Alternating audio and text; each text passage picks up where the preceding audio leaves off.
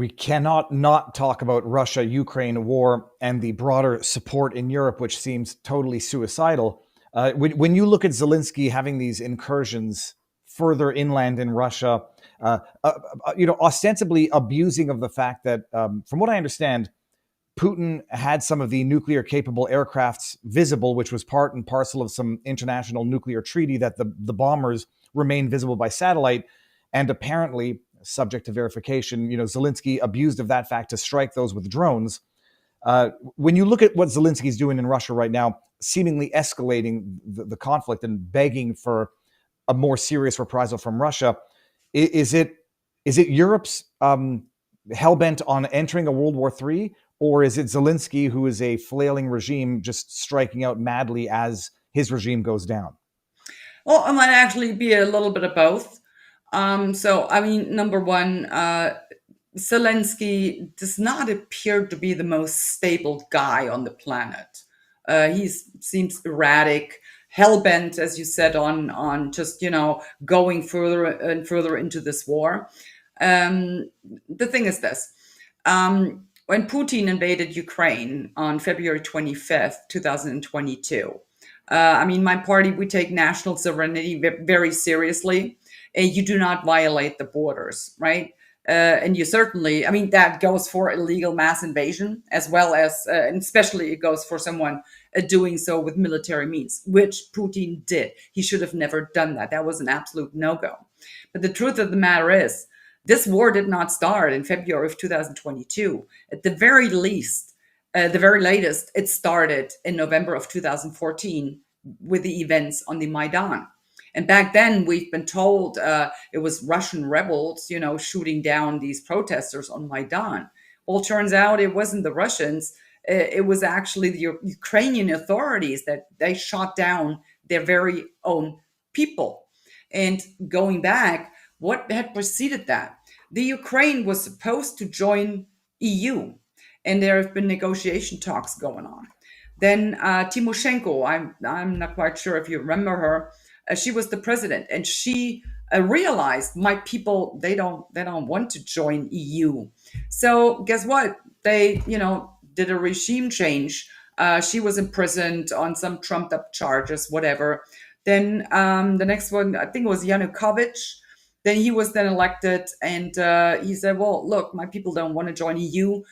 We will just cancel these negotiation talks. But once again, the globalitarian misanthropists, in that case, the EU, they will not take no for an answer. So they made sure that a civil unrest, civil war kind of like erupted there to just ensure that the path forward for Ukraine to join EU would not be disturbed in any way. So this is pretty much the situation. Do we need peace there? Oh, absolutely, we do. And Donald Trump is right about that. We do. Point of the matter is, there would have been a chance of peace in the beginning, like let's say maybe up until September, October, November of 22, when it wasn't quite clear how this was going to play out. So that would have been the time to just make sure that Zelensky and Putin get to a table and have a negotiation of peace. But we didn't do that. On the contrary, so we provided aid to Ukraine, but it wasn't really aid. It was just enough to keep the war going, but to make sure that Ukraine did not stand a chance in hell of actually winning this. Now, why should Putin even consider negotiating peace? He is winning. And it was the West actually ensuring that with their ridiculous sanctions that didn't hurt Putin in the least. On the contrary, it hurt us more than it hurt Putin. And Putin even made money off of that. Just the ridiculous thing when it started in 22, since Germany was so principled, right?